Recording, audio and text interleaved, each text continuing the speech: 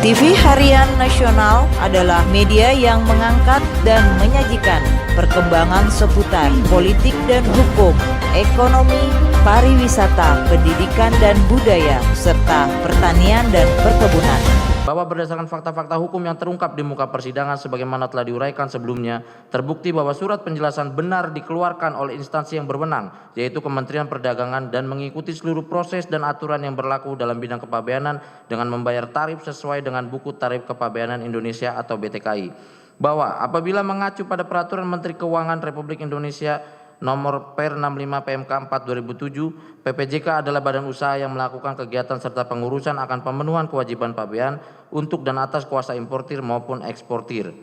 Bahwa kewajiban kepabeanan PPJK dalam mewakili para pebisnis adalah mengurus berbagai hal terkait dengan ekspor impor, di mana hal tersebut harus dilakukan sesuai dengan peraturan yang sudah ditetapkan oleh pemerintah. Bahwa dengan demikian PPJK adalah perusahaan yang berlandaskan hukum dan di dalam melakukan usahanya berhak memperoleh keuntungan atas jasa pelayanan kepabeanan yang diberikannya. Maka jasa inclaring sebesar 91 miliar sekian adalah jasa legal. Adapun pengenaan jasa inclaring tersebut merupakan jasa yang lazim sebagaimana fakta yang terungkap di persidangan, bahwa PT Meraseti Logistik Indonesia mengenakan jasa inclaring kepada setiap customernya, baik menggunakan surat penjelasan maupun persetujuan impor juga dikenakan jasa inclaring dan dikenakan pada semua komoditi baik besi maupun komoditi lain, dan mengenai tarif jasa inclaring sebesar 200 sampai 350 perak per kilogram didasarkan pada kesepakatan PT Meraseti Logistik Indonesia dengan masing-masing importir, dan terhadap biaya jasa inclaring tersebut juga telah dikenakan pajak sesuai aturan yang berlaku. Hal ini sebagaimana telah dikuatkan oleh keterangan saksi-saksi sebagai berikut, tidak perlu kami bacakan.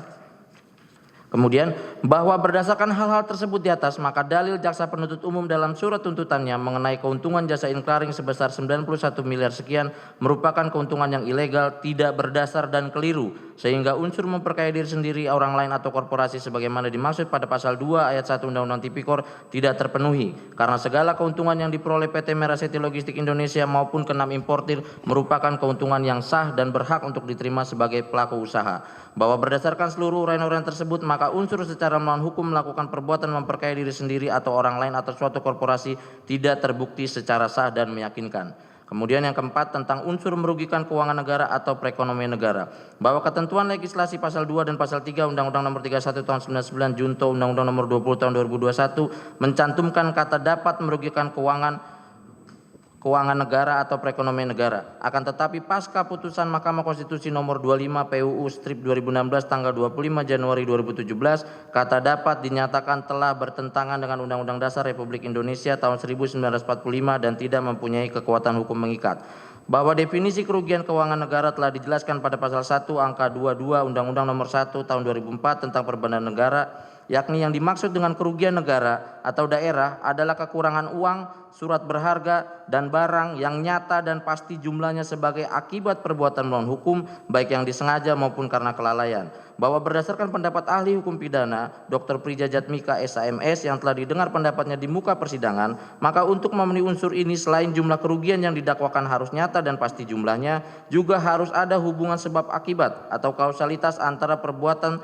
terdakwa yang dianggap melawan hukum dengan kerugian negara yang timbul. Bahwa kemudian Mahkamah Konstitusi sebagai ratio declendi dikarenakan sejak terbitnya Undang-Undang Nomor 30 Tahun 2014 tentang administrasi pemerintahan dikorelasikan kata dapat dalam ketentuan pasal 2 dan pasal 3 Undang-Undang Nomor 31 Tahun 99 Junto Undang-Undang 20 2001 telah menjadi pergeseran paradigma. Penerapan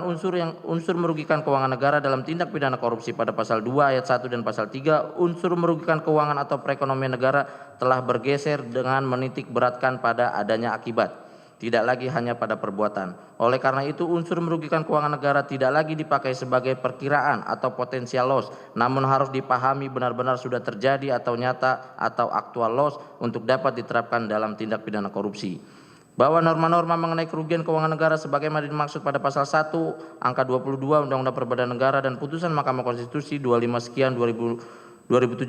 juga harus diterapkan dalam pembuktian kerugian perekonomian negara, mengingat keduanya berada dalam satu kesatuan unsur delik yang sama baik dalam pasal 2 ayat 1 maupun pasal 3 Undang-Undang Tipikor. Majelis Hakim yang mulia, Saudara Jaksa Penuntut Umum yang terhormat, sidang pengadilan yang kami muliakan, bahwa Jaksa Penuntut Umum dalam surat dakwaannya di dalam membuktikan kerugian keuangan negara didasarkan pada alat bukti hasil perhitungan audit BPKP nomor sekian tertanggal 9 September 2022, yang mana hasil audit BPKP tersebut dibuat tidak berdasarkan pada prinsip-prinsip audit sebagaimana yang telah diatur dalam Peraturan BPKP nomor 17 tahun 2017 tentang pengelolaan bidang investigasi dan juga tidak sesuai standar audit intern pemerintah atau SAIPI. Karena didasarkan pada bukti-bukti yang tidak relevan, tidak kompeten dan cukup. Adapun dasar kami penasihat hukum terdakwa menyatakan audit perhitungan kerugian keuangan negara yang dibuat oleh BPK tidak sesuai standar atau tepatnya di bawah standar dengan alasan sebagai berikut. 1. Bahwa perhitungan yang dilakukan auditor BPKP dalam hasil auditnya tidak berdasarkan regulasi atau peraturan yang berlaku di Indonesia,